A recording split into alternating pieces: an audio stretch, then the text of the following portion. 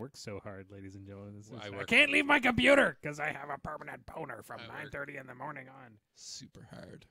You went live, didn't you? Oh, fuck yeah. Oh, that was awesome. If we're talking like this, I'm totally going live. Wait, who's online? I don't know. They're behind this Skype window. Don't worry, it's just marbles. Just marbles and Brian. Brian. The golden apple. So for some reason, I can't reply to comments on the Kingston page. They blocked you. But I can post. I can't reply. I can't reply. That's weird. Yeah, that's a random one. Like that is oddly Will's replies are terrible. So block all Will replies. That is oddly specific. Right? Yeah. Do my own things. Like I post something, you'd think I would be able to reply to it, but I cannot. Is Bilak calling in tonight? I don't know. He has every other night. I don't see why he wouldn't. There it is. Bring up the Northkin updates. So I don't know. I don't know that Dave Crosscree's going to come back to the pub. Really? It was bad. What did you do? Oh God, he didn't even kill a model. Did you twice? Push his shit in twice? Yeah. Well, it was a really bad list for him. Like he played Pacific Rim into Witch Coven with double Bane Riders. It was bad. It was so bad. Oh my God, Jason! But Dave, I don't need to use kid gloves. He's usually really good. Dave, usually 50-50s me. We usually win 50-50 back and forth. It was just Pacific Rim list is just not. Oh, Pacific Rim is horrible. Yeah. It's really funny. Yeah, but it's not actually a good list at all. I wouldn't think it would be. No. So he might not just play that again anyway. I hope so. Because I wouldn't. It was terrible. I wouldn't want someone to stop playing War Machine because you punched them so hard. Yeah. And I went on scenario, which is odd for me too. Well, when you only have 3 models to corral, you can. Yeah, because I just put a Bane Rider in front of each. Yeah, is that what you did? Yeah, did you just like this Bane Rider goes here. This he Bane ran. Rider goes here. He ran. He ran. You can't advance. Yeah. Wait, can't the draggy ones? Couldn't they clear one of themselves? Yeah, they tried. What was the problem with that? Because can't you just can't one of the other ones? So I got so far up the zone, like this up the board, that he couldn't push it far enough away to get into the zone. Because you can't do the push and then walk, right? You have to do. No, but he has 2 of the pushy ones and one of the not. He had them on way separate sides of the table. Oh, okay. So yeah.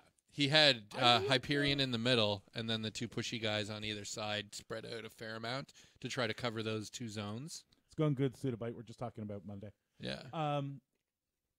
That's weird because I would have thought you'd want to bunker that list.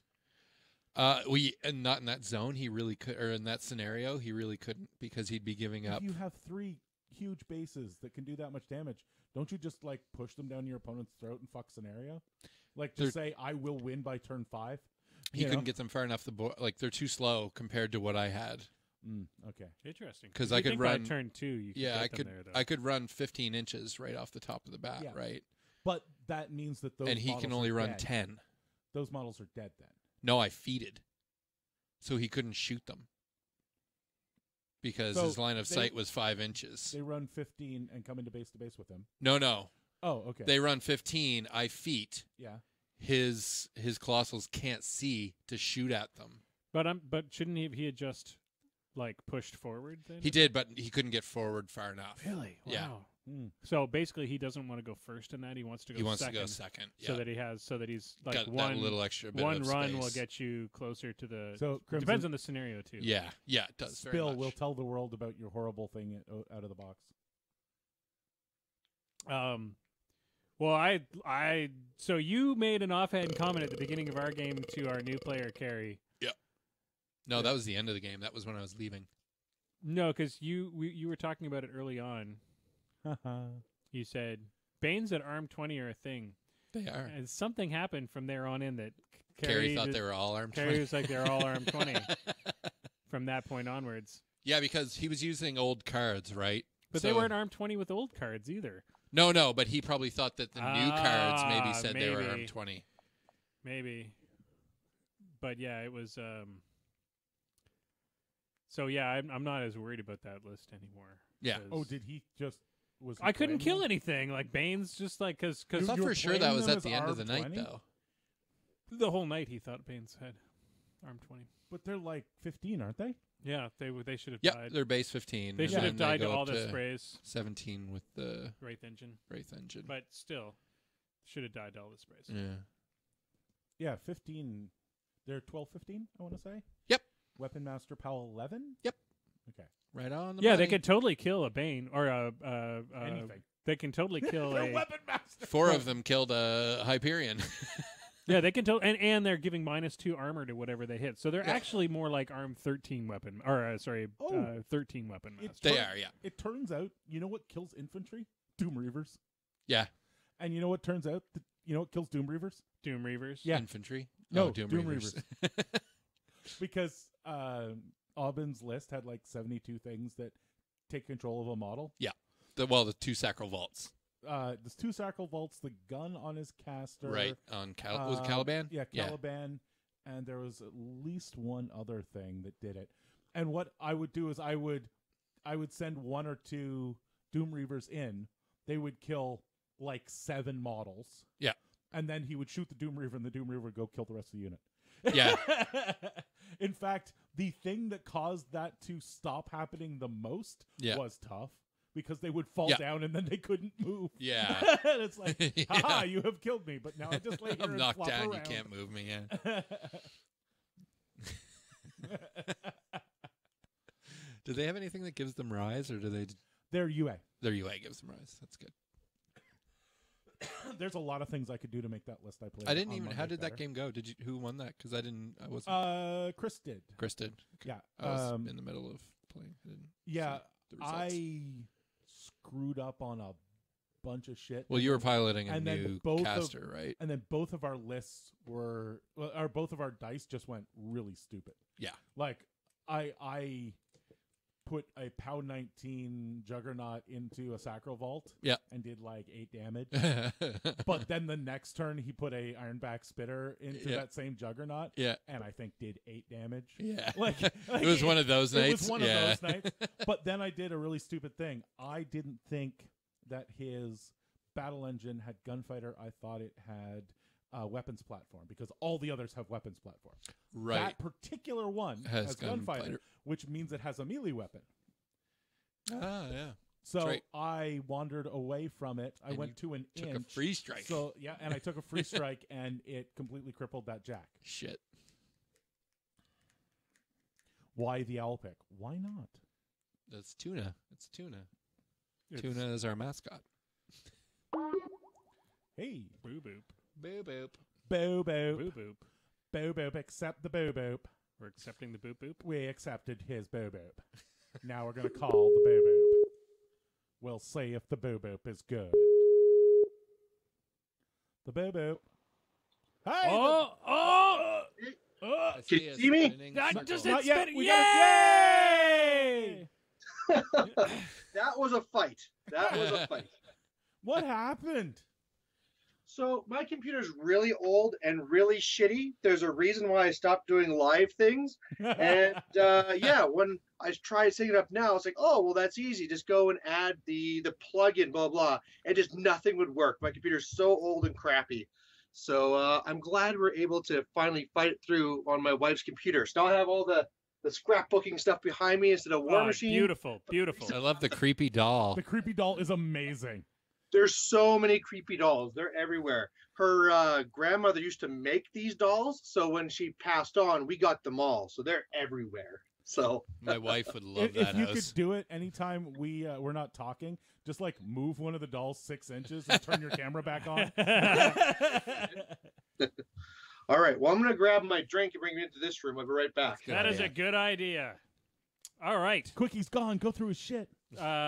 Move his models. All right, everybody. The show is about The show 9 must minutes go away, but we're in pre-show mode, which is awesome.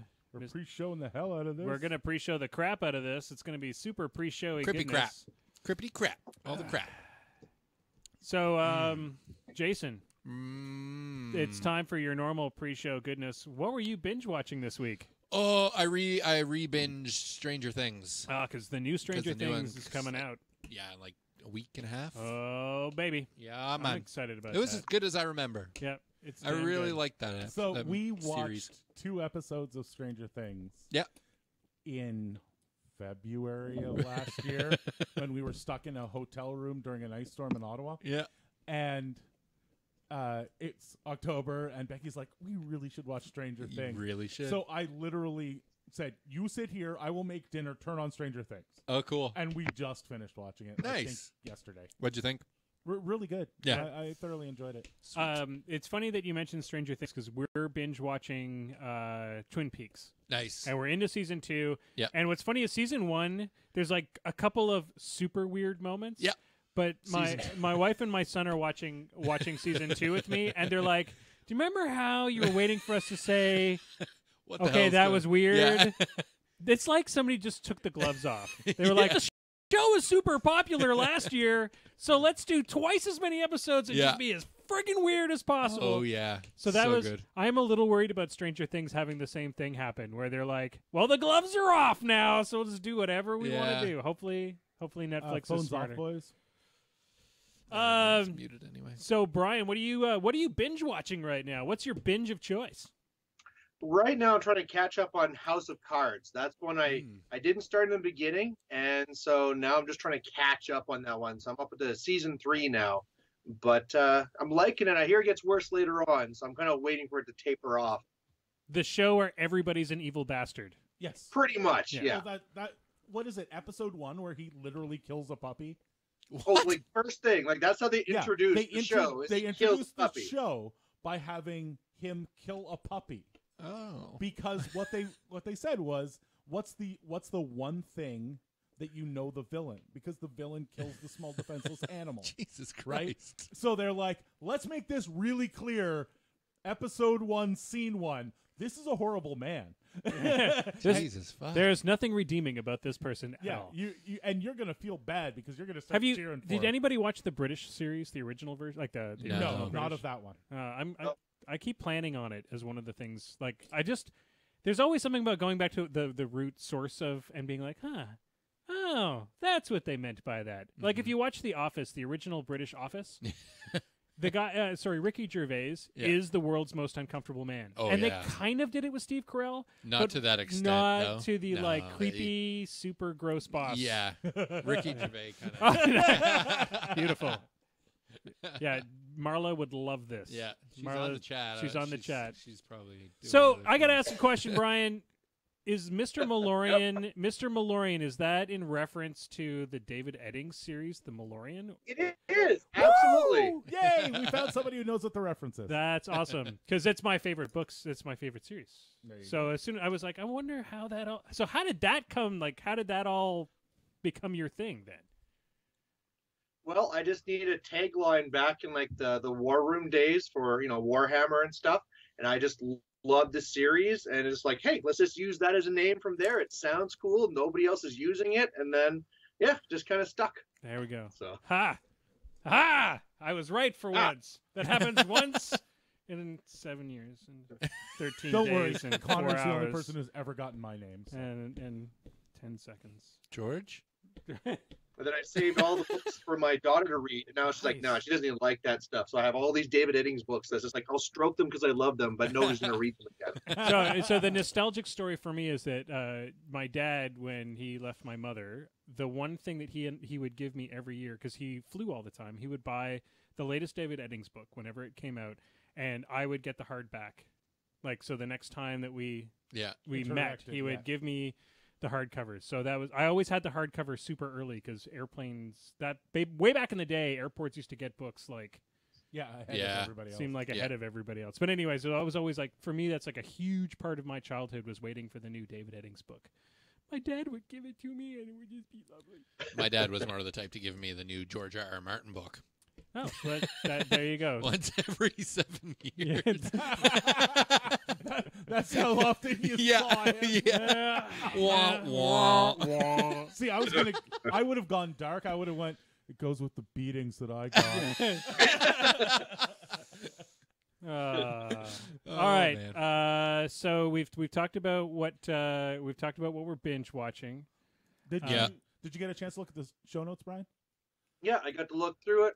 Got some ideas of what to talk through there, and a few of them might overlap a little bit, but it's all good. That's Yeah, pretty much the way it goes every time. It's I pretty should probably organic. read those. The only thing I did not, sorry guys, because I literally have been, as I said to the boys when I got here, I've been manning a chainsaw since 9:30 this morning, and the Trollkin CID came out at around lunchtime. Yep. So I did not get a chance to look take a at them. look at So them? you guys are gonna have to kind of. I'll I'll just be like, so what happened, and I'll leave it to you guys. and I'll go. So there were some Manoth changes, and just ignore the troll blood stuff. Ignore all the rest. Well, I don't know whether Fraser's going to be doing Trollblood Scrum tonight. If he's doing Trollblood Oh. Scrum, which I would think this would be Fraser, you should be doing one because tonight's Fraser the in night. chat.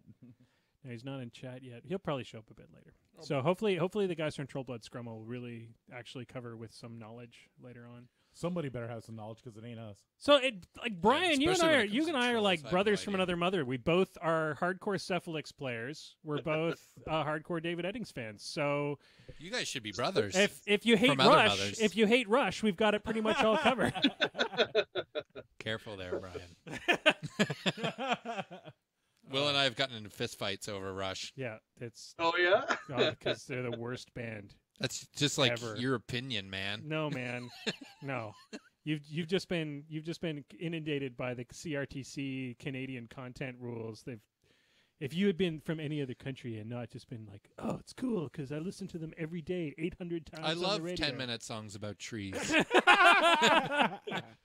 Actually, I was that's going to say though, you guys were talking about the Trollblood Scrum one. This is kind of like going back a step, but they're actually going to bring on Chris Dancox to be their guest speaker to talk about all these troll things. Nice. At the last tournament, I beat him, so by that linkage, your podcast beats their podcast. Perfect. We Perfect. are winning once again. That's another win for us. Yep. Sorry, Fraser. You know, I'm just gonna cut that out and just paste that in. That'll be the new Trollblood Scrum opening whenever they try to go live on the Moose Machine Network. And I Can just you want you to know interrupt? that your podcast beats their podcast. Can you interrupt their stream? I might have the keys to Oh, their shit. network. Like I might have their Twitch keys. I Oh, that might be would able be to so broadcast bad. on there. So they are. Drekios' Dragon just mentioned that they did post on Facebook about doing the awesome. scrum So tonight. that's Yay. perfect. We know these things now. That's Thank awesome. you, Drekios. So I'm going to sort of go over what we're going to do tonight. Just we got about a minute till we go live, everybody. Tonight, of course, we have Mr. Malorian, the one and only Brian Sin. The one. Is it And only. Sin? Sin? Brian Sin? Is Brian that- Sin, yeah. Perfect. I hate mispronunciating people's names. Mispronunciation. I can't speak normalies of the times. Pronunciation. You Everybody, guys, we're going to go for sushis later. Cool, eh? So we're going to talk a lot about doing. We're going to pick his brains on how to be better memers, and then we're going to talk memes.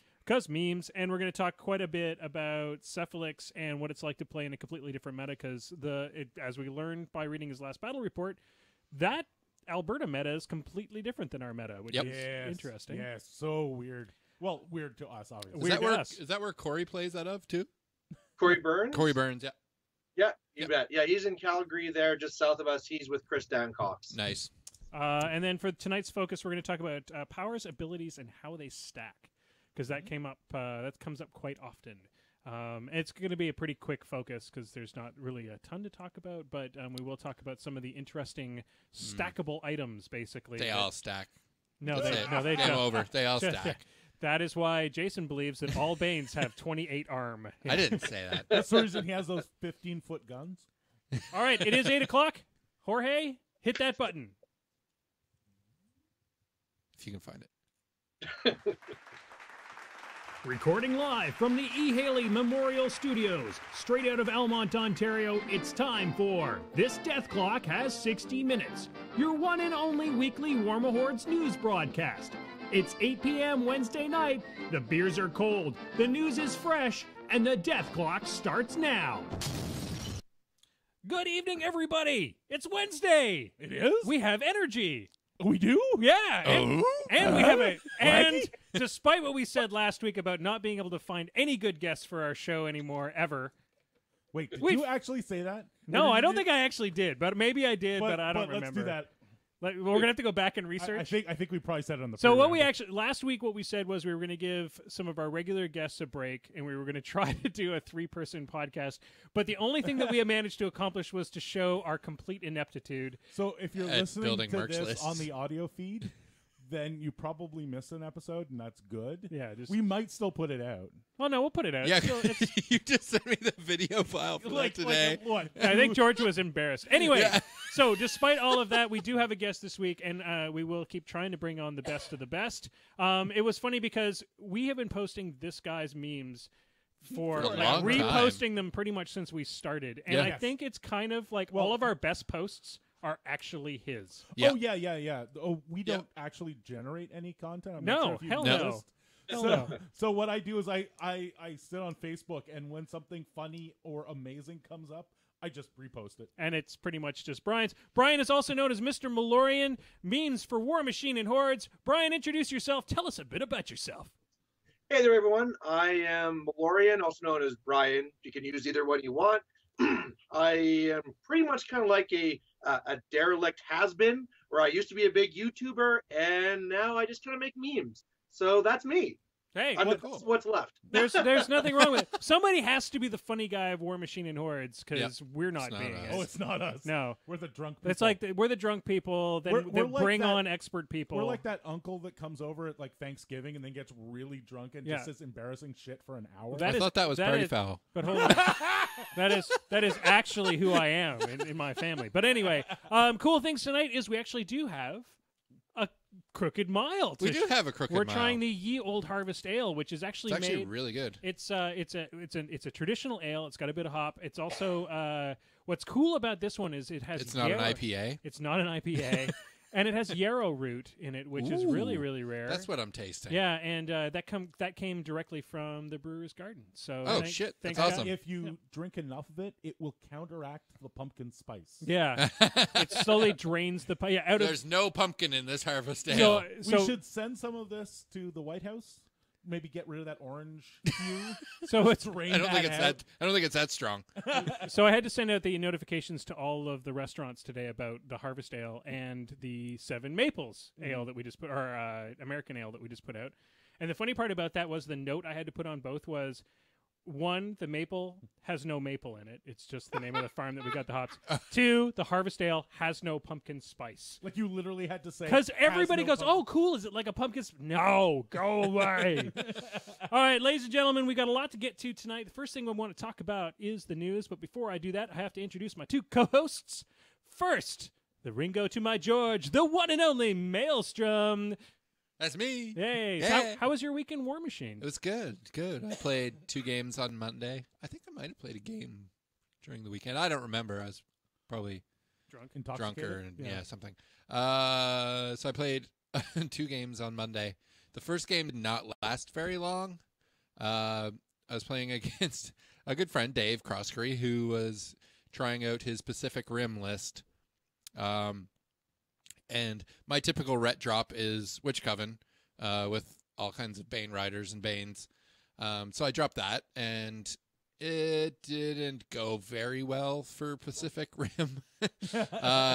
So I went on scenario bottom of 3, and then we re-racked because the game took like half an hour because he has 3 models to activate, really. So, I mean, the turns were going super quick. So we re-racked, and then I won again on scenario top of 4.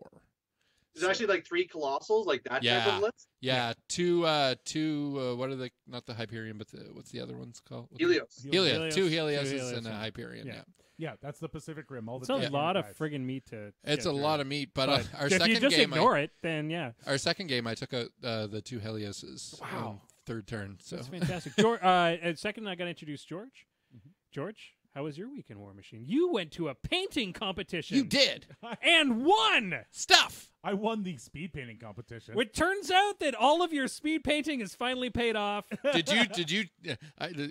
you the little birdie that told me you cheated and just hogged the Agrax He Earthshade? totally did. Hell yeah, I did. He got a bottle. So we were both doing the speed painting competition. He got a bottle of Agrax Earthshade at the very beginning of the speed painting competition. It never left. So when they're like, switch your paints, he's like, nope.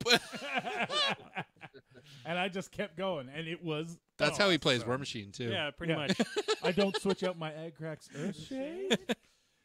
No, you're supposed to pass, but you don't. So you really, technically, you probably cheated a little there. You did also get a game in. You learned that Doom Reavers can't kill Doom Reavers. Kill everything, including other Doom Reavers. Yeah. So when Sacrovolts or Caliban shoot Doom Reavers kill all the other Doom Reavers. Just turn around, walk over to other Doom Reavers, and kill them. Yes, Yep. exactly. Like there is nothing that kills a unit of Doom Reavers faster than Doom Reavers. Yeah. I'm going to send this over to Mr. Malorian. You just came away from a win at a sounds like an amazing tournament. How was your week in War Machine, sir? So you want to just like a quick recap of it, or just like You can just tell us about what you did this week. sure? Whatever this you last like. week, I went to that steamroller there in Calgary. 32 players, so not too bad. And in that one there, just to quickly recap the games, I had to do Thexus into Madrak 2, which is a nightmare against Chris Dancox. Managed to pull that one off. Was rewarded because in my second round, got to do Thexus versus Madrak 2. Had to fight through that again. Oh my god. And then had a bit of a relief where I had to do Thexus versus Bradigus. Was able to pull off that one pretty easily. And then, final last round, I had to take on my clubmate, Josh Richter from Team Canada. That's Thexus versus his Butcher 3. And that was just a game of errors where in the end, he actually tried energizing away, forgetting that that's the play, not a place, it's an advance. And so I actually killed him with a free strike on his turn. So it's kind of a silly game. So I went to the same painting competition that George went to. Had an amazing showing for the bust that I had painted this week, which was really fun because I decided I was going to challenge myself and I was going to try to finish the bust in. I think I did it in about 8.5 hours of just straight work. And then the second thing I did was I totally challenged I pushed my OSL to whole new levels, which I'd never really done before. And the cool thing about going to the French painting competitions, as we've talked about on the show many, many times, is that you're judged against yourself. Last year I pulled a bronze. This year I pulled a silver. Cool. And I've learned a ton of new stuff. I have super high respect for the guys that pulled golds. The guys that pulled golds were all, like, if you go to our webpage or the Miniature Painters Gatineau Ottawa page, you'll see the lineup and some. There's some beautiful stuff there. Dear Yeah. God! And those pictures actually don't do it justice. Yeah. Like some of those miniatures in person. There was one I have to call out because I think it was Yams, the base with the. It was totally yum. So the model was gorgeous, fantastic. But what drew my eye was the drifting leaves on the base, because there was a nice pile of leaves, but then there were leaves floating above the base. And I could not see how they were attached. I had to get within 2 inches to see that there was this amazingly fine. It must have been fishing line, like filament, tiny amount of filament fishing line holding a couple of leaves. So it looked like they were blown. They were blown up into the air. It was insane. That's crazy. That's Yam. He's ridiculous. He's an amazing guy. Good friend of mine. He also won the judges competition. He also won with that. Well, he won it with the exploding model, which was won it with cool. a model that had glowing explosions lights in the base and smoke. Oh, it was cool. really, really cool. Yeah. So yeah, if you I try to encourage everybody to go to painting competitions, because I think everybody should. Anybody who does any painting at all should, because you just learn so much. And it was cool because I forced George to go. When he walked in the room, people were like, "George, what are you doing here?" And he's like, "Well, I'm just here to, support Will in his crazy painting things." And then you pulled a bronze, which was awesome. And a bronze is not like, that is nothing to sneeze at. Yeah. Remember, like that's what you got a year ago. yeah, right? exactly. So it's pretty much the all highest. I need is a year of painting, and then I can get a You're silver good. too. You're totally good. I encourage everybody to go because you learn a lot. Secondly, I got a really interesting learning game with our new player at the pub, Corey. Carrie. Carrie, who is trying to relearn how to play Crix. And what's Beautiful models. gorgeous models. They're Yeah. professionally painted by he had them painted years ago. Yeah. By a One of the commission big painter. studios. Yeah. And they're gorgeous. Yeah. But here's what's really interesting. I learned quite a bit because what's interesting is the only time I play Crix is against you. Yeah. So I have complete faith that Crix do what they do. So the problem was he was using cards that hadn't been updated, which we Yeah. learned as we played. But that's not a problem. Life goes on. We helped him update some of his stats. Like I gave him an extra 6 boxes on his Siege engine. On the Wraith engine. On the Wraith engine. And the second thing that was really interesting was I just had total faith that he was right about his numbers. The things we have gotten to the place in our little meta that when you say, yeah, this thing's ARM 12, you no longer just question. Yeah. No, you just go, okay. But I learned that with new players, I have to remember to help them look at their cards because, I mean, it was great because Yeah. it was a total uphill battle for me because apparently ARM 20 Banes, you just can't kill. So that's a thing. But it turns out they're not actually ARM 20, they're actually ARM 15. Yeah, which is unless he was mistaking them for Bane Knights, there's he had, no real he had way. a unit of Bane Knights, and they were never base to base. So Okay. even those wouldn't have been able to get Yeah. there. But anyways, it was a learning thing, so I thought I'd pass along that. But we just had this sloggy fight where I played my newest Thexus list into it, and it was just like I think we finally just said, okay, let's pretend it's round 7. Yeah, that was like a 3.5, Almost 4 4 hours. hour game. Yeah, and I was like, okay, Yeah. let's pretend it's But- round 7 because this is going to go But all I'll tell you, that was the most gorgeous table in the room. Yes, it was. Everything was painted. Every 2 dude spam lists, Completely there must painted, yeah. have been like 120 to 140 models on Did that anybody table. get all pictures? of them painted. No, No, Why of would we course. do? Why would Why we do would we something take stupid like pictures? that? All right. Anyways, let's let that drop because we've talked enough. Let's get Brian talking here. Let's talk about some of the news that happened this week. We'll go around the table. So Crix is going back into CID. No, they're not. Not the whole Crix. Just Jason's in denial. He's like, because everybody's like complaining, the oh, tip. fucking Crix is getting a second CID. No, they're not. The Black Fleet, the new models that are coming out are going into CID. Sure, maybe a couple models that are old maybe will slip in there too. anyone. There will not be a I can't see them putting a caster in CID like Well, that. we'll see. We'll You see. don't think Scar or is it Scar, the Queen of the Broken Fleet? Scar 3? Oh. No, the other 2. Like all of the Scar Scars. 1 and 2? You don't think the pirate themed No, because they're Caster already out. will? No, but you don't think she'll go into CID along Jason's with these fully in themes? denial. He doesn't know how CID works. Yeah. God fucking damn it. No, like I'm. It's an honest question here because I don't think if they're so, no. putting that theme that is all about Statixis into CID, But it's I not would only think about that- Statixis. No, but I think that the like literal themed casters would go They in might there need some too. tweaking. We'll see. Yeah. Let's go I over don't to think they're broken. I just thought they might go in. let's go over to Mr. Malorian. Malorian, what do you think? What kind of things are we going to see in the CID? And are you hoping that there'll be some changes to Crix or anything along those lines? Well, it's interesting because, first of all, I try and ignore the CID because it's all fake rules. And if you try memorizing that, you screw up your game. But I'm actually not so interested in this CID. I'm kind of interested in the secret CID that's going on right now, which is the Company of Iron. Because two big changes in there, which could be huge for Crix, is that in Corporal in that game, when you attack it with a non-magical weapon, you don't just do no damage, you're -1 dice. Yeah. And if you go after stealth, same thing. If you don't have an out for stealth, -1 dice to hit. So if they do that, that could really change how Crix works. That's really interesting. I'm not sure. I don't think that'll make it into Worm Hordes, but I think that suits the Company of Iron aesthetic Ethos much much better. Well, it means that Because you have a everybody limited has an selection, out, right? Yeah.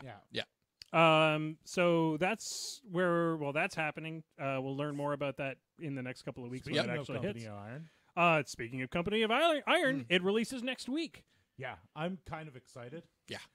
Company of Iron looks really good, and I'm kind of excited to play a small-sized game like that. The one Yeah. thing that I am worried about is that we won't see the progression quickly. I really want to see the progression rules. Brian, you actually talked about Company of Iron just recently. What are you excited about that game, or are you looking forward to seeing that?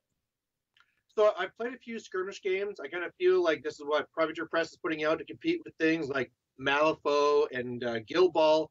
I kind of really feel that still trying to take things as like squads. I wish you could take things as models. I've done a couple of practice games just to kind of see how it might kind of work out.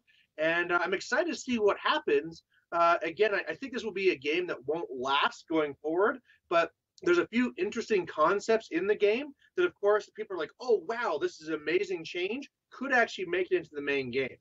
So that's what I'm excited for, is to see if there's going to be any transition from it. Well, it gives it a good platform to test it, too, because it's not like everything else has changed. Like, there are some other tweaks in the game itself, but that gives it a good chance for us to really see how it meets up with the rest of the game. I'm really interested to see how it ends up getting played at conventions and things.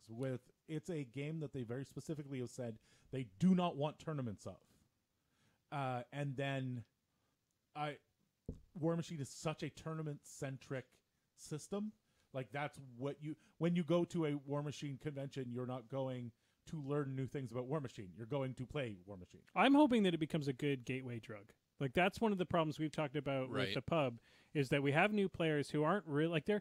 So I tried to explain this the other day, that you need to be the right kind of nerd to really want to get into a miniatures role-playing game or a miniature battles game. And one of the problem with a miniatures battle game is that it's rules heavy. And there are people that look at what we're doing and they're like, that looks super fun. And they play for like 3 or 4 weeks and then they're like, yeah, Goddamn. but the rules are kind of a headache and there's too much shit going on and it takes way too long. I'm hoping that this is a good gateway, I'm hoping, so that we can get those people for another 2 or 3 months and then maybe they'll be able to make the next... So you're trying to put a boulder at the bottom of the cliff face that is the difficulty curve? Yeah, exactly. Because the difficulty curve in this game goes from 0 to about 5 for the first couple of weeks, and then it goes from 5 to 86 in week 3. Yeah, we're trying to make it so that there's something that gets them through the 5 to 85. Yeah, Yeah. exactly. Okay, the next thing is cool-ass T-shirts. They dropped a whole bunch of really cool designs. I want that fucking Thagrosh Danzig themed fucking shirt. It's amazing. I was totally Dallas. I know it was. That is badass. Yeah. So that's really cool. That's exciting. I like that they're going into doing a little bit more swag, merch, I want to say. Yep. Are these officially licensed? Do we know? Or are they it just? looks like it. Yeah, because it's coming from them. Like Dallas was posting it. Yeah, exactly. Yeah, that's really good. Mini crates have begun arriving. Yeah, some people in Ottawa have gotten theirs. I didn't get mine yet. I actually checked the post office before I came down here today, just in case I would have one to open on camera. It's getting close. Again, I didn't go for the mini crates this time because I'm not really huge into the pinups. Like, and worst comes to worst, you can just paint mine. And I'll end up painting other people's anyway. So, so now we've got through sort of the news. The biggest thing, of course, today is that the Troll CID has finished and gone live. So we now have the rules are no longer hashtag fake rules and are now real rules. And so they exist, and that's a thing. And Troll players are super excited. Yeah. Well, yeah. There's so much good stuff in there. I am really not looking forward to facing Doomy 3 with Arc Nodes. That is not making me happy. Yeah. So I want to, because Madrick 1 is the scary guy for me. You know, having that bubble of +2 defense and no knockdown, like that's going to be some really tough, just a bunker that you just won't be able to smash your way through.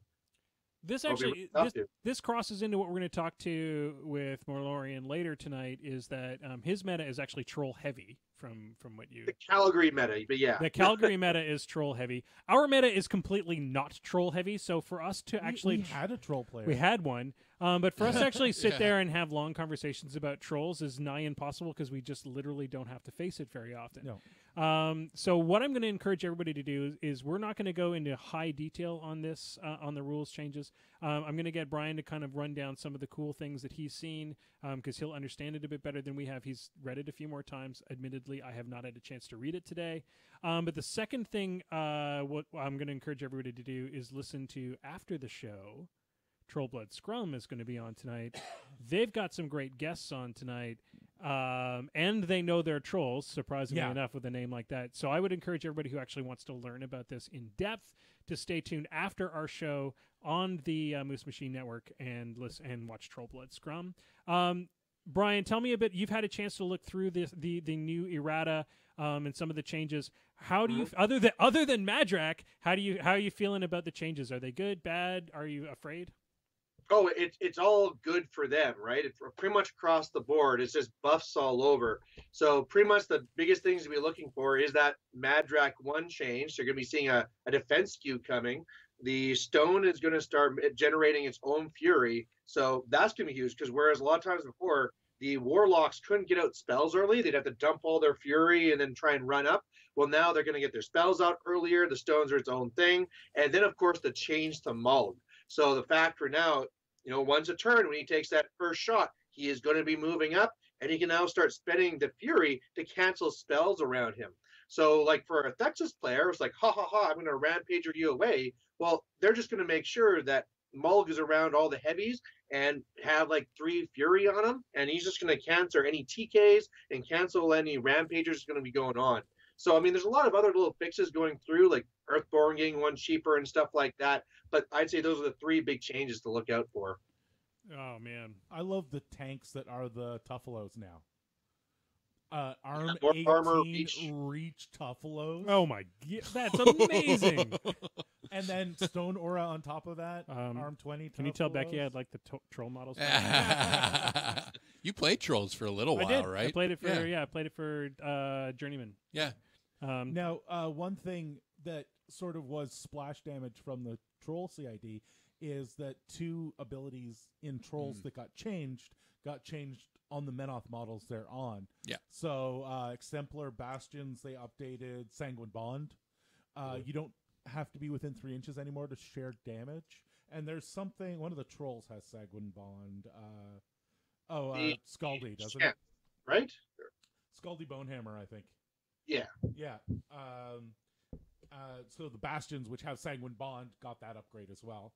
I'm not sure it's enough to fix Bastions, but it definitely helps. Definitely helps. It means that you can actually spread them out enough for them to do something. Yeah. Cool thing for the Trolls, they're going to now add a sorcerer to that unit, that little model that nobody really takes, and then throw the damage to that guy. So look out for that one. Just blow him up Yeah. as soon as he takes it. And the other one was Guided Hand. Target-friendly faction model unit gains an additional die on each model's next melee attack roll this turn. Right. So free strikes. Yeah. Look out.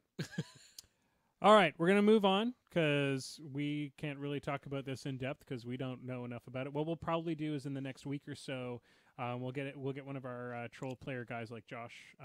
Is it Josh? John. You always get John, Daryl on too. John or Daryl to come in and Once or they've had a Fraser game or even two. to come in and Yeah. really give us a we lowdown. haven't So had that, Fraser on it forever. yeah, we should probably have the We've never had Daryl on. We've never had Daryl on. That's true. That's true. Daryl's probably mad at us for that too. He's right there. Oh, he's being Daryl, can you come on super next week? angry. Busy next week, Daryl. So We what I love wanted you. I want to throw it over to Brian. We talked about this a bit before the show, but tell us a bit about how you got into War Machine, how the Malorian brand got started, and where you are today. Sure. So pretty much for that, I started with GW games, 40K, and then fantasy. And then whenever I did that, I found that, if I wrote down my battle reports in a book, I was trying to learn from them. Then I started writing them on the War Room, not the app we use, but the forum that they use to kind of put up my battle reports. Did that for a while, started doing the YouTube channel and making the battle reports on there. Then I had to move up to Fort McMurray, which is just like 5 hours north of nothing. And up there wasn't as much Warhammer anywhere, but there's lots of War Machines. So picked that up, loved it, started doing that with the channel. And just been running tournaments and events. And then just in the last year, I've been starting to back away and just enjoying to relax and more time with family and kids and stuff like that. Yeah, that happens. You're up to your 3rd child now. Is that the dealio? 3 kids now, yeah. Yeah.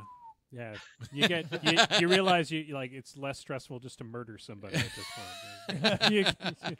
I think you eat better too. It's so what I wanted to before we get started into some of our topics for this evening, you are known to us because we pretty much just steal your content and put it on our webpage, and that's where we get our likes from. But we always share, right? We always This is from Mr. That- Malorian's Most page. every once in a while, we make sure when he notices, we like edit it. Because never intended. When I started up the Facebook page, I was like, oh, I can share my YouTube stuff better, and maybe I'll do a meme once per week, and then that's the part that took off. So So I guess the question we have to ask you, because we're terrible at memes. Jason does amazing art for our page and some really funny stuff, but we're not meme people. I'm not witty enough for that. No, we're not. So what is your sort of like? Do you have some rules that you go by? What's your sort of process? So, I mean, now that somehow I got into a thing where I'm making a meme a day, what I'll do is I'll just go onto a meme making page, and I'll usually won't have an idea coming in. I'll just see what pictures people have made for the latest ones, and then something will catch your mind and be like, oh, I can write something for that. And so I think part of it is just need to have that kind of like creativity to be able to put those things together. But I think a little bit more is just have to be that little mix of twisted and evil where like, I could add this in there. And how about this? Because it's all about the shock value, right? And sometimes you go too far and people are like, whoa, that I wasn't expecting that. But How dare you insult Scorn? Leave Scorn alone. you know, when you get to more like the dead baby memes, there's like, ooh, but okay, you've gone too far. Roll it back, roll it back. Well, there you go. That killed everything. So there you go, ladies and gentlemen. Avoid the dead baby memes. That's the and line. Be more creative. Is I Yeah. think the rules that we've taken Hear away. that, Jason? Be more creative. Oh, I thought you were going to say Uh, drop the dead baby. Just stop Yeah. doing the dead baby memes, Jason. And for the last I only time, share them with you guys. for the last time, they don't have to be photographed from life. Oh God! All right, so there you go. Good job, George. That was too far. There's You a have place- that was a demonstration much. of going too far. Good job. All right, so tonight's roundtable, what we're going to talk about is different place, different meta. What we've noticed is because we travel, we spend a lot of time hanging out with people from different metas. We go to some You're going to a really big con in the next month or so. Yeah, I'm lucked out. I'm going to War Machine Weekend. And what we've noticed is what's really interesting is when you talk to somebody from a completely different meta, they'll say something that is really weird to you. Mm-hmm. Like where we are, it's like, damn it, I'm so tired of fighting the same Kador lists over and over and over. How often can I face Borkovich? And then you go to a different meta and they're like, what? Who's Borkovich? Wait, what? So Horka. you mean Bubba, right? Like, so you've played Harkovich. Bubba? Is that where this all comes from? And we're like, no, it's everybody. And they're like, We yeah. have 20 Kador players. in this And meta. they're like, nobody plays that. I want to know about this new Borkovich caster. Bore, as in Boringkovich. Oh, Like Kabor. K-Bor. Oh, see, I was going with the Borka No, Harkovich no, clone, that which was I a was good getting idea. really excited about. So what I wanted to, because we've got Brian and he's from the Calgary meta, and they're a completely different meta. Oh, Edmonton. Meta. Edmonton meta. He's from that end of the world. It's Canada. We're Canadian too, but Ontario's really kind of the center of the universe. Just I'm kidding. from Nova Scotia, so I know the whole Ontario center of the universe thing. Yeah, he understands it better. Yeah. No, we're just kidding. I thought that was Toronto. Well, that's right. Well, Toronto's Yeah. the capital city, right? Capital of the world. Oh God. So let's talk a bit about you play Cephalix and you're having a really strong time playing Cephalix.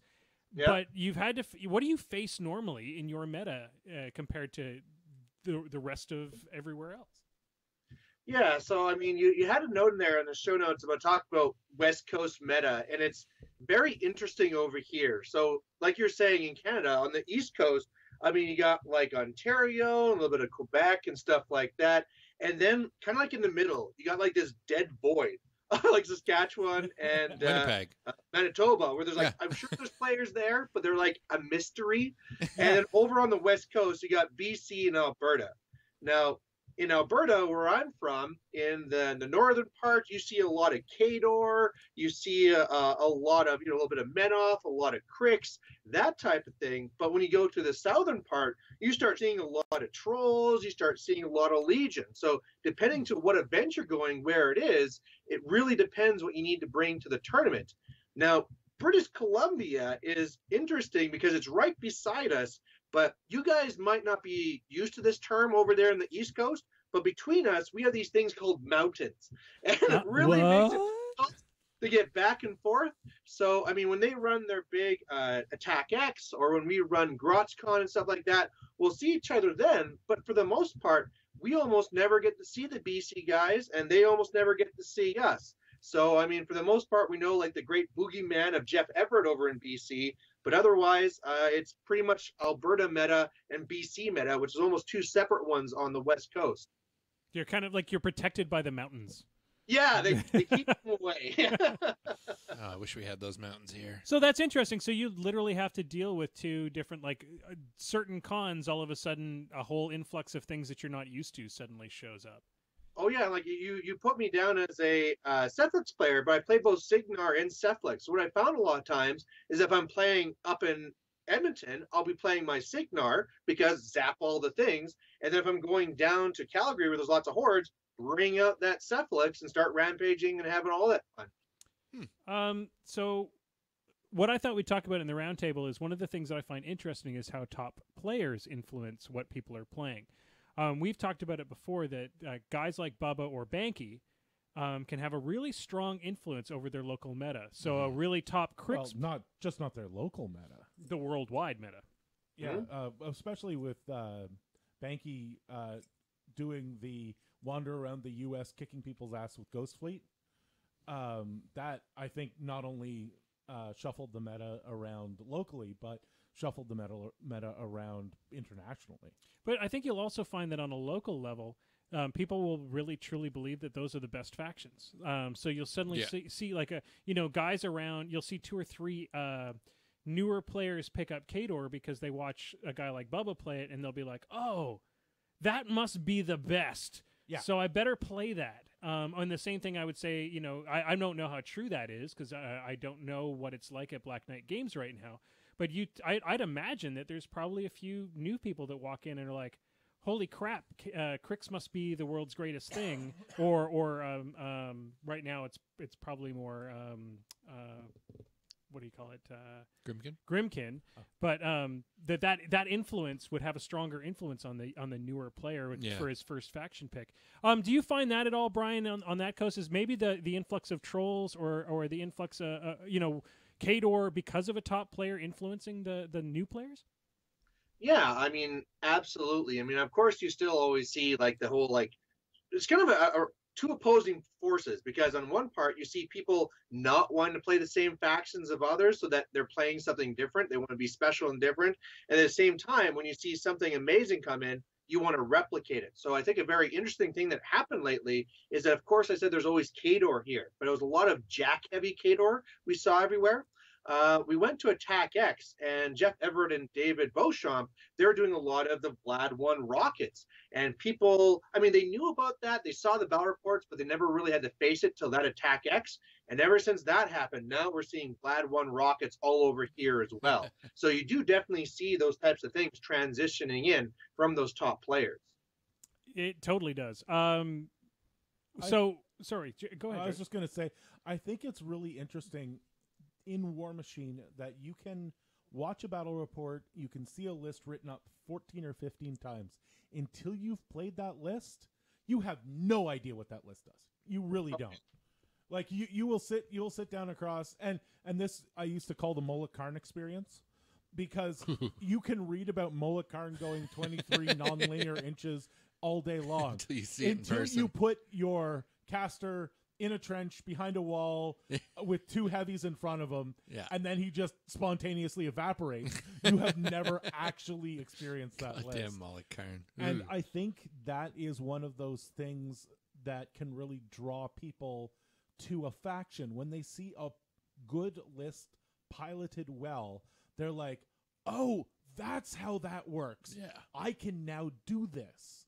I can. Then you put it now on the know table. I have this extra arrow in my quiver." Yeah. And some people will just say, "How do I apply that to my faction?" But a lot of people will just say, "I need that bow."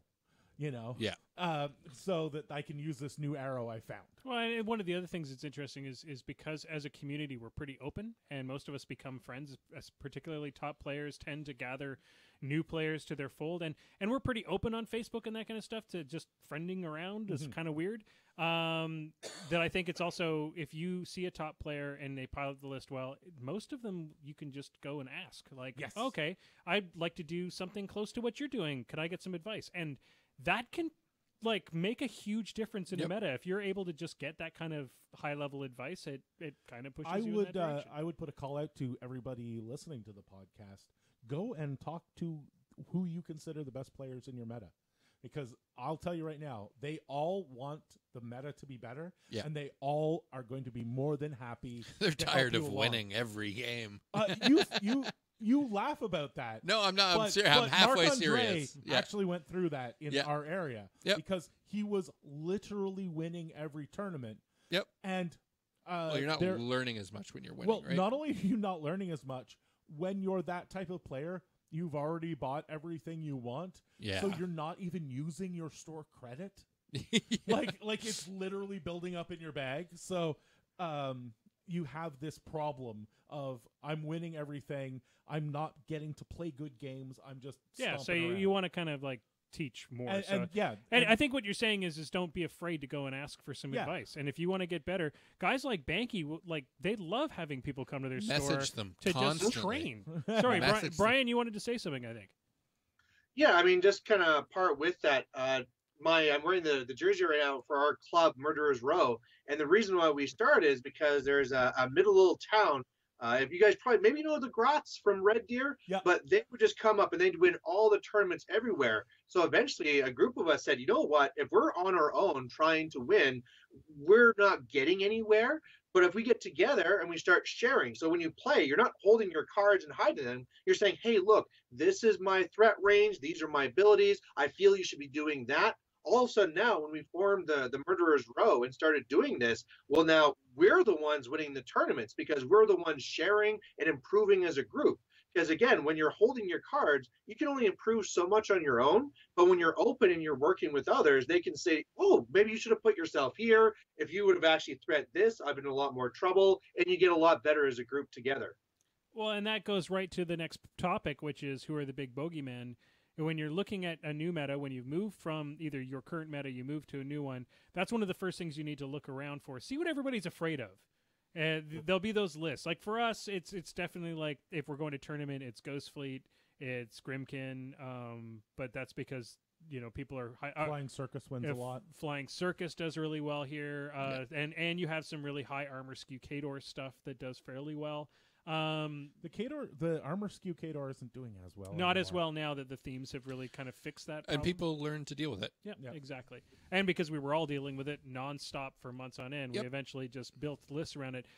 This is a great time. So Brian, what are the big boogeymen in your meta? So the biggest boogeyman over here right now is still, of course, like the Vlad 1 rockets. They're a big, huge threat. Of course, it's Ghost Fleet. That one is going to be the number one boogeyman all the time now. Another big one as well is kind of that Grimkin, because the people around here, there's no one who's really, there's a few players who are playing it and getting it better and better. They're not quite winning events yet, but you just know that when they start clicking things together, it's going to be a huge threat. But right now, I'd say it's like the Vlad 1 rockets. It's going to be the, I just said it. But the other one, is going to be the trolls. Of course, here we have this weird meta where we have lots of trolls down south, and so you really have to be worried about them when they start getting their bricks together, and they only just got better. So if they were a boogeyman before, they're an even bigger boogeyman now. So you're getting on a plane, you're going to be traveling to Spain for 4 months, you got nothing better to do, you throw together your battle bag, you bring it with you, you arrive at a new meta. Let's give some advice to folks that are moving to a new meta or dealing with a new meta, or, hey, going to play a tournament in a whole new place. Like if we go to Montreal, it's a different meta out there. Certainly is. So we'll go around the table. Everybody give a bit of advice on how to deal with changing metas. George, what's your advice? So my little brother lives in Newark, New Jersey, down in the States. And so one day I find out that the Ice House is about I don't know, 20 minutes from his place. So I was faced with that absolutely brand new meta. I have no idea who these people are or what's going on. And what I did was, the first thing I did was contact whoever seems to be posting a lot in their Facebook groups. So that I knew there would be somebody there that I could at least get a game with if there was nobody else, like, just looking for a game. So if I'm going to Kingston, I contact Elaine? Yeah, exactly. Should you talk to the press ganger, though? Oh, dirty. And actually, at the time, I did talk to the press ganger because this is an old story. And what I did was, not only did I talk to the press ganger and check that out, but I made sure I brought lists that I was comfortable and quick with, so that I knew that no matter what, I wasn't going to be like slowing people down because of me.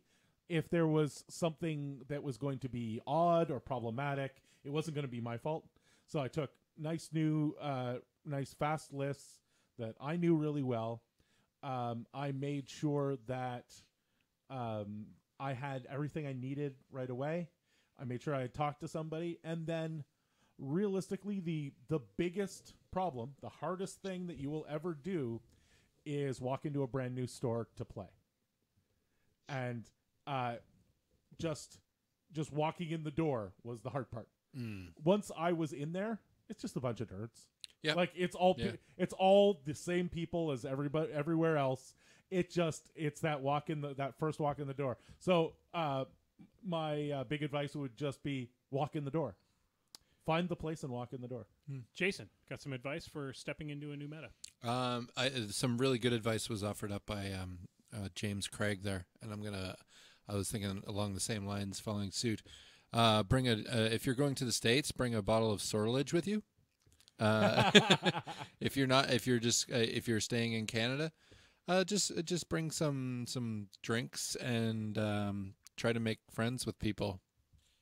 Going over to Brian. Brian, what's your advice for stepping into a new meta?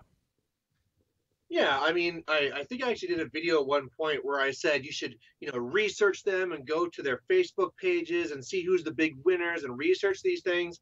My opinions have completely changed since then. If you have the honor and the opportunity to go to a new meta, just enjoy it.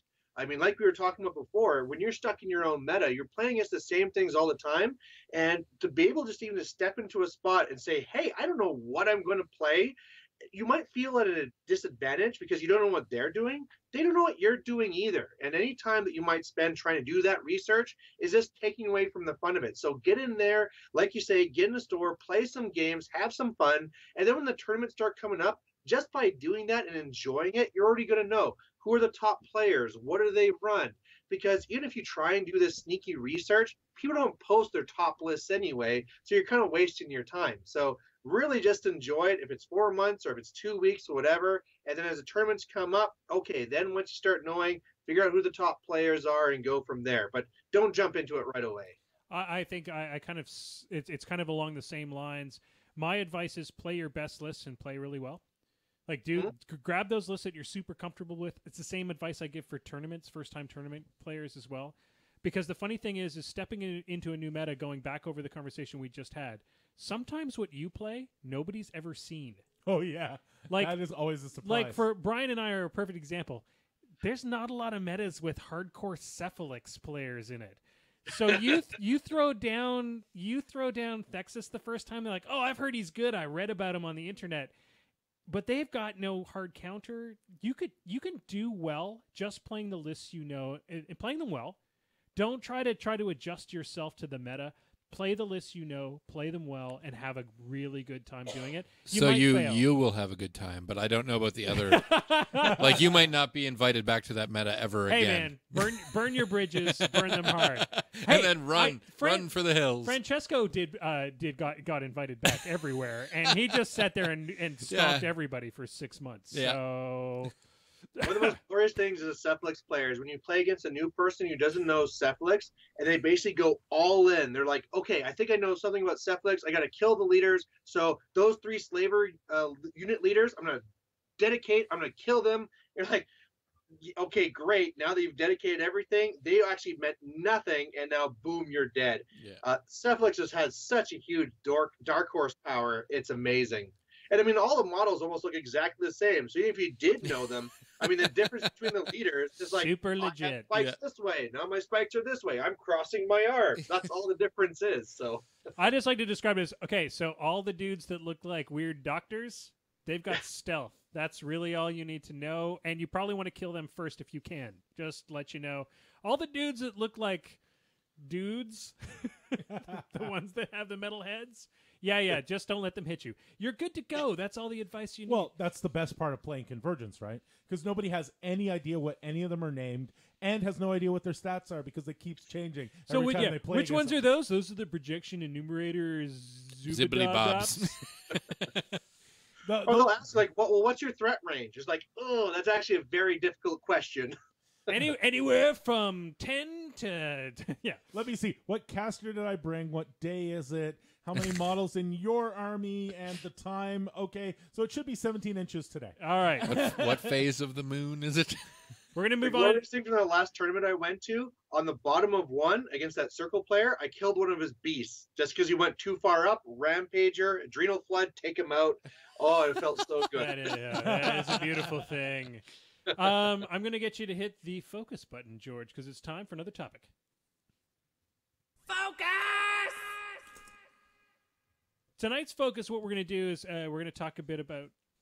I got a little chill there. Sorry, it wasn't a seizure. I'm all right. It's just It was just, my dulcet Kermit-like tones. Yeah, just gave you a my shiver. loins trembled. Thank you very much. So we're going to talk a bit about stacking tonight. Hey, that follows your whole loins thing. When we talk about stacking, this comes up a lot. Turn the cameras off. Turn the cameras off. So this actually comes up a lot, particularly even with practiced players. They'll read a rule on a card, but they won't read the whole rule. And they'll say something like, hey, does this stack with this?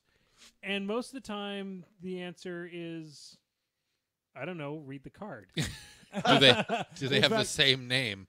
In fact, you could almost say that is all of the answer. Yeah, that is the answer, but we want to talk a bit about how powers and abilities stack, like what the basics are, and then I thought we'd give some advice from each of our factions on a cool thing that stacks up to make something like super awesome.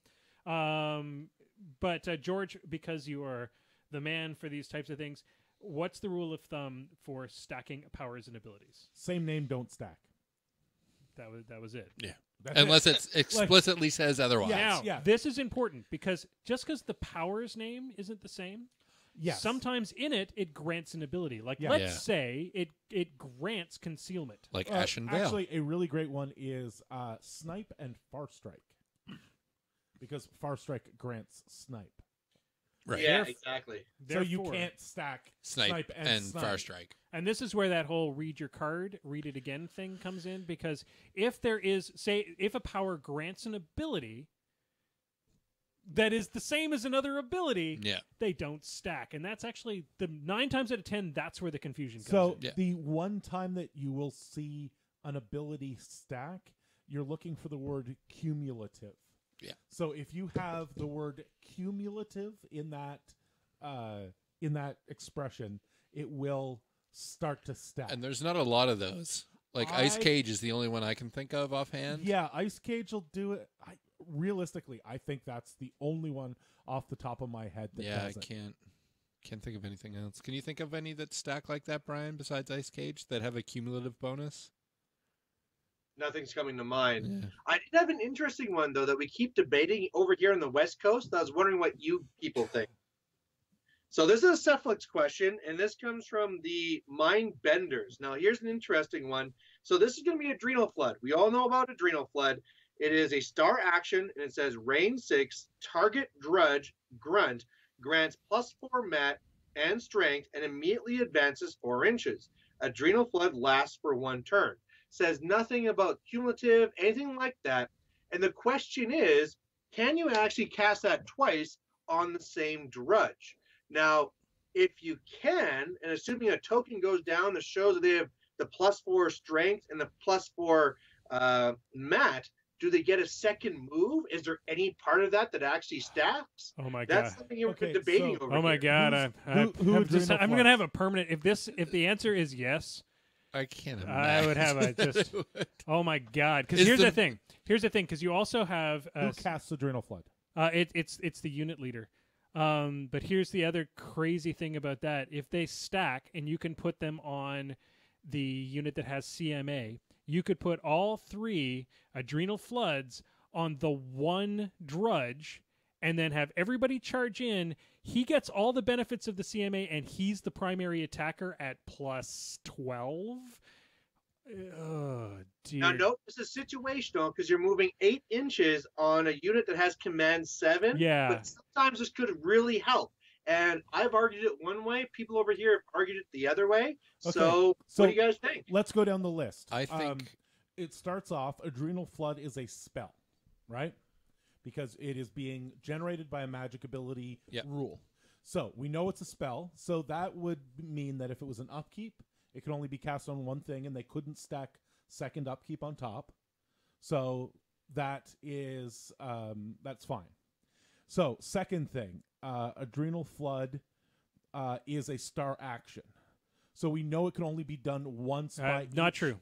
It says right here. No, Star but action. it is a star action. But here's the thing about that particular unit: if you sacrifice other things from it, you can recast the star action. That's Okay. that whole trick with that particular unit. so my immediate guess with that is that you can do the 4-inch move because it says it's an immediate 4-inch move, but you don't get a cumulative bonus on Why not? because it's not you can't get accumulative bonuses from the same ability unless it specifically says. That's my reading too, is that you wouldn't Yeah. get the +4/+4 again, but Yeah. you get another move. Yes, that would be my assumption would because be it says interesting either way. it's just basically you're recasting it Why would you get the move then? because it's It's not an a effect from Because you're Adrenal just Flood. recasting. because you're just recasting. It's overwriting the previous version of it. So you're saying you could Adrenal You get the Flood move it. immediately. That's the Oh, thing, right? it moves immediately. That it's what it says. Yes. Okay, Immediate so- 4-inch Oh, movement. man. So if it's an immediate 4-inch movement, you would get the movement again. Yeah. Because if you think about something like TK or the one that makes them advance, Energizer, I think it is. So you can It get an says 8-inch can movement, but only not be a affected cumulative once map per bonus. turn. You could get a 12-inch Restrict. movement, but yeah, the problem with that 12-inch movement. Yeah. If you needed it to move all the way across, like through the person, Out of your command. well, and- through command. If you were like, shit, this guy's over here, and I need him over here. Yeah, it's a great way to line up a Great. nonlinear. Yeah, you could like, kill off 3 Drudges to move that 12 inches. If you with the CMA and everything else, If you need if a you need 12-inch movement. it, and you need the a guy out of formation. That's I know. no, but here's the thing. Think about it this way. Don't think of it as moving out of formation. Imagine your unit leader's here. That Drudge is over here. You need him to charge over here. Yeah. You may need all 12 inches. It's Yep. super situational. But I mean, that would kill. Like, if you need to get a bead on a caster with an adrenal flooded Yep. Drudge, that's a fucking great way to do it. I'm excited to try this.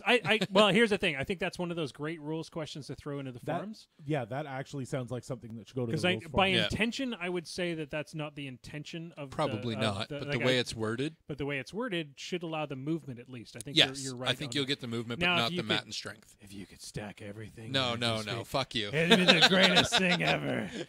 Now Um, here's some Suffix tech just while we're on here, just to throw it in as an extra little like goodie. If you have a unit where they killed your unit leader, so now you're just command 4 and a lot of guys are out of command, what you do is you're going to adrenal flood the ones on the outside, make them move their 4 inches to be back in command, so that when you activate that unit, they're good to go. So there's a little extra thrown in there.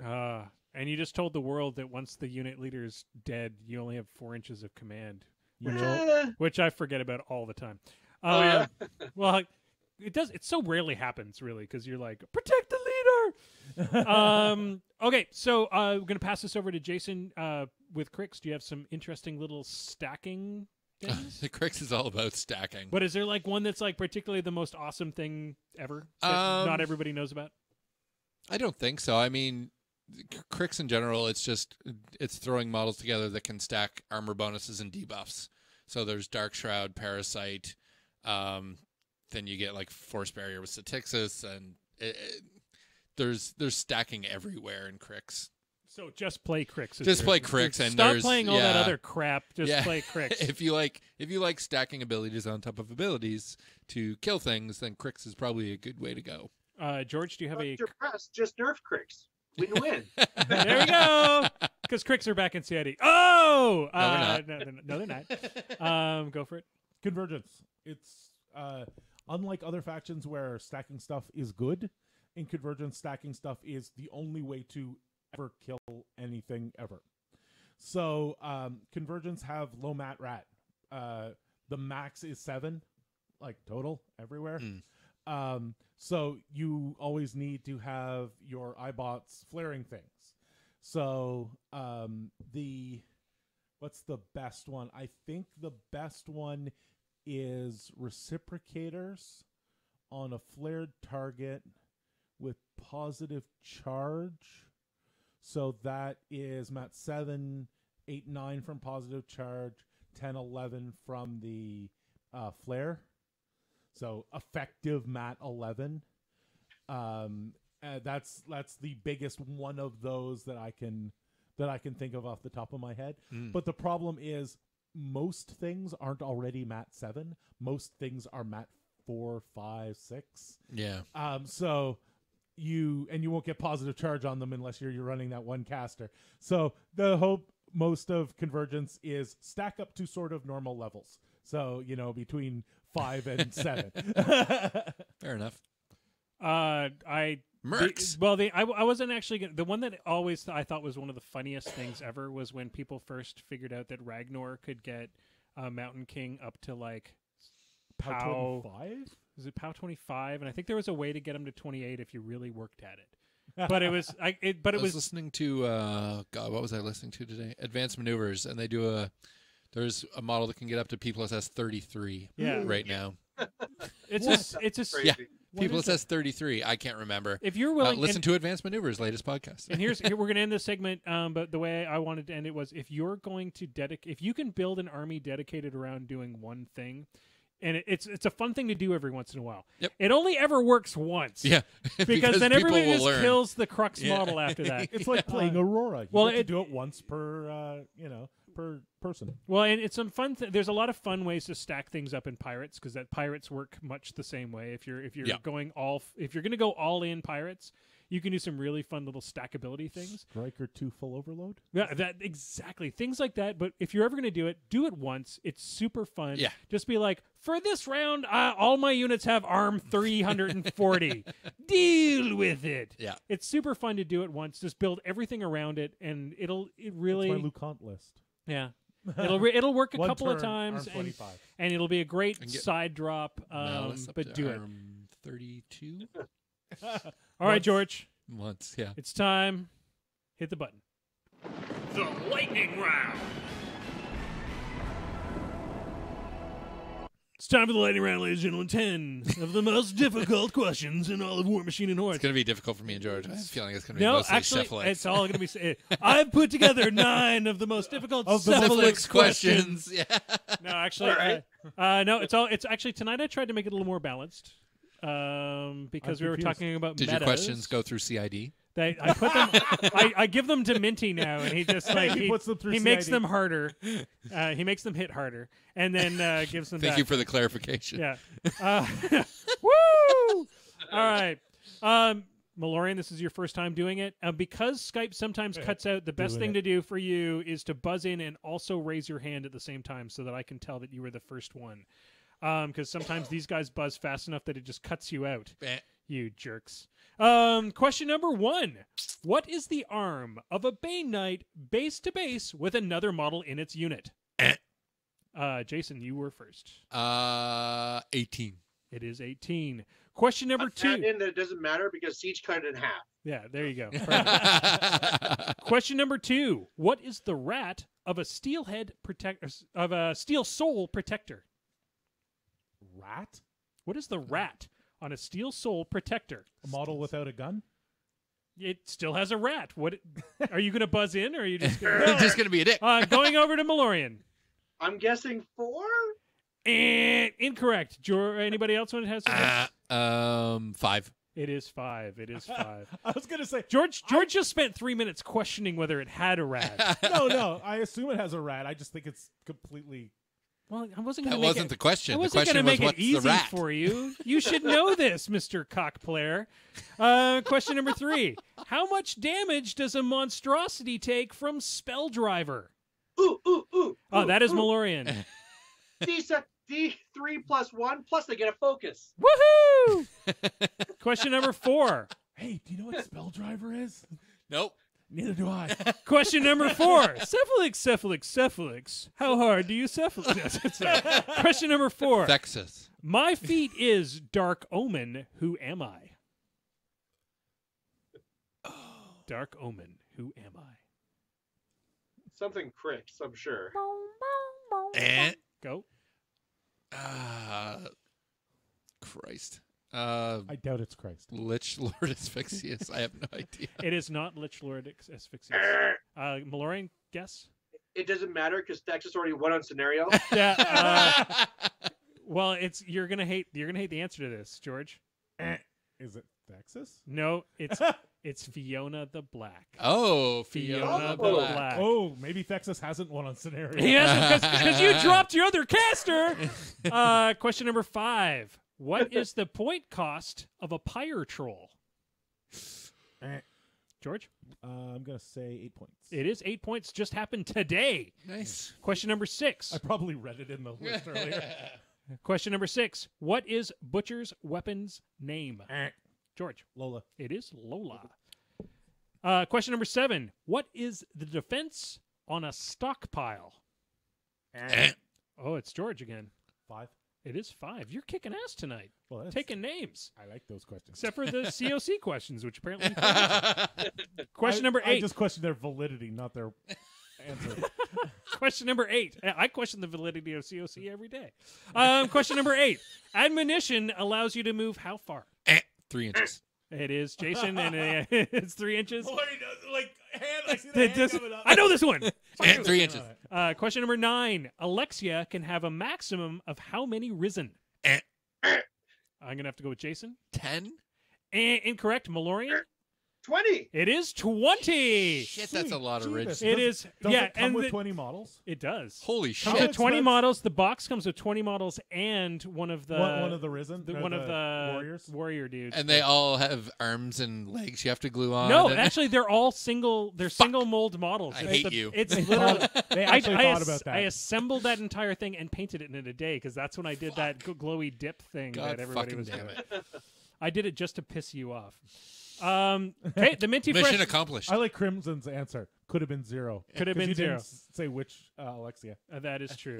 All right, so we do have a minty fresh question tonight, ladies and gentlemen. Ooh. In honor of what went up today in the Insider, name the benefits associated with the Northkin Creel Adventuring Company in Iron Kingdoms Unleashed. Specifically, the character benefits. So if you're part of a if you're part of a Creel company, I like Yeah. turtles. I love turtles. All I like right. turtles. Anybody want to hazard some guesses? We'll go over to George 6. first. right? Good job, Jason. Wow. What's funny is you just won. Yay! No, just kidding. No. I'm going to say if it's a Northern Creel theme bonus, there'll be one of the what do you call them? The rolls that you get. You'll have one of those for free. Stumbling drunk. No. Let's say you get some kind of immunity to cold. That would make some kind of sense. And probably like a local knowledge one. Like a local knowledge. Knowledge of the damned. No, local knowledge northern or something like that. You got one right, which Oh, was the nice. immunity cold. So Yeah. that's pretty good. Malorian, do you want to hazard a guess? My guess is going to be I just finished my glass of Ramazuti, so I win by default. Oh, done! Yay! Actually, so the answer is all trollkin and pigs belonging to the Creel gain immunity cold. Additionally, the leader of the Creel gains the natural leader ability. Each member of the Creel also gains 1 rank in any general skill such as craft, brewing, and distilling, or in unarmed combat. Cool. Get all That's that? a thing I That's would some not stuff. have guessed. Yeah, totally some stuff and some things. Yeah, stuff. So I think I'm gonna have to go back to the tape, but I'm pretty sure this week's winner is George. Oh. Yay! That's not something that Yeah, happens often. Well, I have to go back to the tape because it might have been anybody at this point. I want to recount. I want the judge's recount. That totally could happen. All right, we have some upkeep to do before we let this evening go. First, going over to Jason, what kind of things does Fraser have on the go? Fraser has some Trollblood Scrum going on tonight, I guess. Yep. As always, there's the WMHBattleReporter.com, which is He just got the WTC results all entered there, which And, must have been a process in itself. And also he has some information in there from BCP. Oh, That's nice. started going in. Yeah. That's good stuff. Yeah. So if you were like at any of the out of boxes or anything like that, it should be in the Battle Reporter now. Please don't ask him if there's an iOS version available. Hey, Fraser, is there an iOS version available? So going over to Brian, do you have any cool local events or things happen on the Malorian page that we'd like to know about? I mean, I'm still going to bring up a meme per day, but I mean, the biggest thing happening here in Alberta is that in November we have Blood and Gears coming up. This is a Masters event that I used to run. This year I'm stepping back, and my buddy Mark is going to be running it. But if you're anywhere around here and you want to check out an awesome Masters, it's actually going to be hosted in a casino. You should go look it up. Just Google or Facebook up Blood and Gears, and you'll find it. We're in the wrong meta. We suck compared to that one. Dude, you play in a bar every Monday night. That is true. I play in a bar every But Monday it's night. not a casino. It's not a. I can't gamble as well. You want to drink, gamble, and play War Machine? Yes, I do. And hookers. In fact, forget the War Machine tournament. George, I'll see you next week. George, over to you. What events do we have coming up? We have locally, we've got a Montreal-Ottawa tournament series tournament coming up this weekend. Which is drawing to a close, right? Yep. It's coming in. It's like $1,000 in prize support. Yeah, easily that. That's insane. And then there is a bunch of stuff coming up. There is on the 28th, there's a tournament in Montreal. The weekend of the 28th, we're doing a bunch of Longest Night here in Ottawa. Coming up in November, we're going to have Food Machine, and there will be a new out-of-the-box tournament on November 4th or 5th. That Saturday. Cool. We got a lot of stuff coming up. Yep. Ottawa Meta is, as always, Bumping. And we're going to keep pimping this until George comes home. Don't forget, if you're going to War Machine weekend, George will be there. He'll be the one wearing the Moose Machine shirt. And the ears. And you'll notice him because he wears a bowler hat with giant ears on them. So, Donkey ears. Donkey ears. I'm a giant ass. Come up and call him a jackass. He's a giant ass hat. You'll be able to find him and go say hi. And he's going to have That's creepy as dolls. fuck. George will have some swag that we're going to send with him. And if you can figure out the right thing to say to George, he may give you something free. We're going to drop some hints over the next couple of podcasts so that he has some things to give away. So find George, say hi. We'd love to hear from the fans, the five people that listen other than Jason's we had mom. a guy who listened this week. I know. I was so impressed. It was Wasn't it it was Brian? Brian because he found out that we said that we So- didn't have any good Yeah. guests. So. Yeah. So I got to do some shout outs. First, I got to thank the Wizards Tower for keeping the lights on. Wizards Tower is a great place if you're Canadian looking for your Magic the Gathering cards. Go there, check them, or American. Because you can get them even cheaper. Because you can get them even cheaper. And if you're in Ottawa, it's a great place to get your War Machine. And even if you're not, because you can order them online, you can order your War Machine online. The guys from Wizards Tower are gamers. They work really hard to keep the community happy. So don't forget to support them. Come out on Sunday nights and have a game. And yeah, exactly. If you are in the Ottawa area, don't forget to come to the Barley Mow. Come join us for a game. We'd love to have you there. Last but not least, I got to thank the Muse on Minis Network. Mm-hmm. They are the reason why you get to hear this podcast. So, and last but not least, I want to thank Mr. Malorian for keeping our content on our page fresh and funny. He's responsible for at least 75% of our likes. Our top posts are all because of him. That's it for this evening, ladies and gentlemen. Unless I've forgotten something. Did I? You've forgotten Crooked Mile. Oh well, You've I do want to forgotten thank. call out how awesome Muse was for sending all that stuff to James. Oh, we I was do just need- about to mention that. James wanted to bring that up again, how awesome it was that Muse sent his high school a ton of stuff for their Guild Ball League and stuff like that. So super big shout out to Muse for being charitable and doing that. Super supporting high school events for nerds. Yeah. Which I wish we had something like that when I was. God, Man, wouldn't that have I been amazing? Yeah. Oh, man.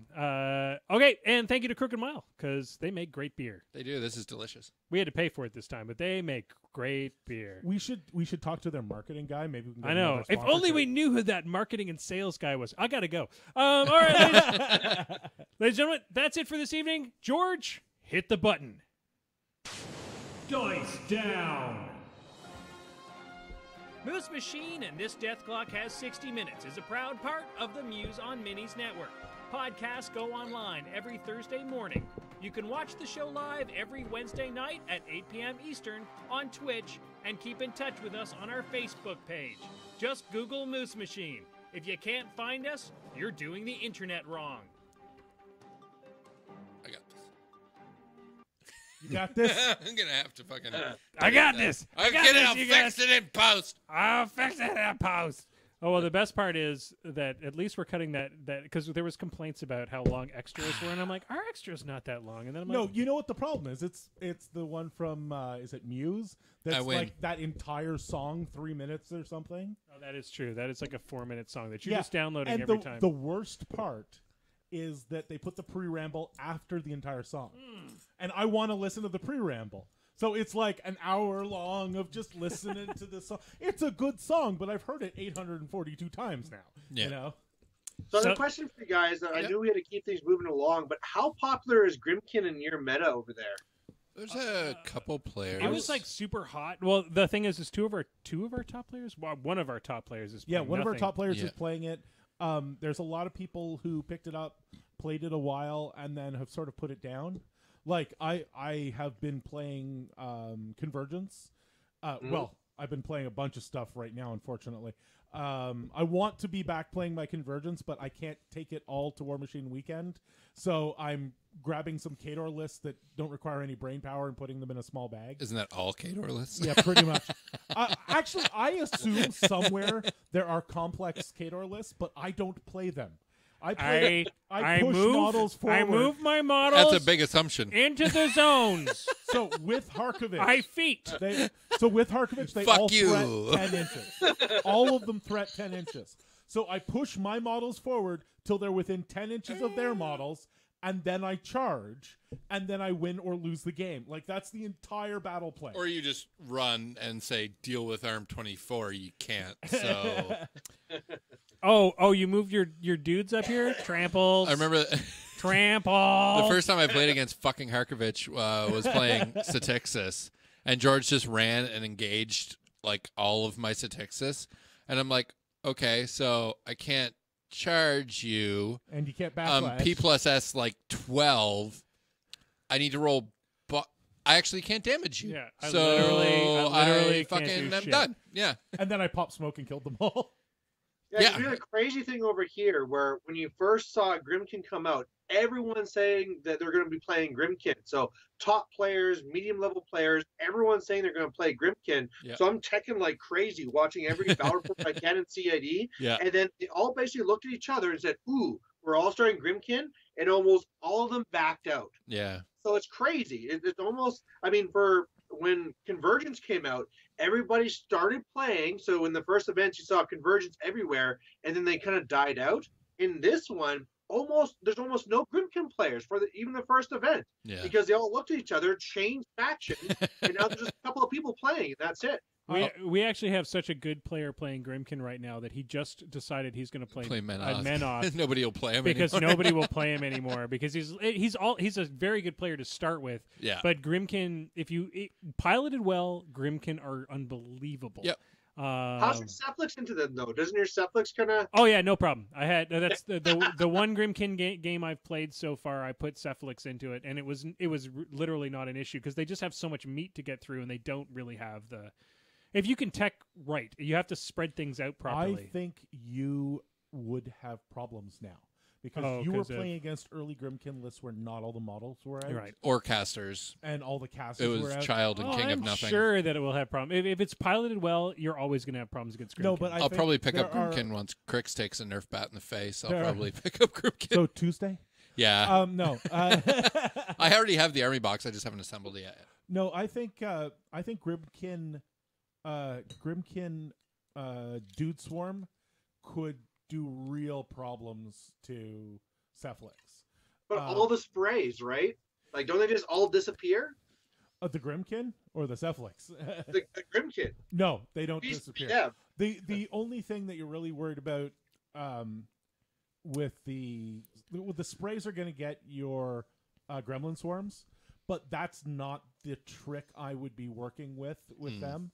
I would be doing a lot of small, fast models. I'd be doing like Nayslayers and Dreadrots. Dreadrots love them. Some Drudge heads. I'd like to see it. I'd like to see it on the table and play it. It's really hard because we're literally this is what you call theory machining. Yeah. We're deep in the theory. We're deep in the. This is not dojoing. This is theory machining. But yeah, I'd love to see it on the table because there's very little that Thexus can't push around. Grimkin has a pretty good tough denial game as well, But- right? Is it still recording right now?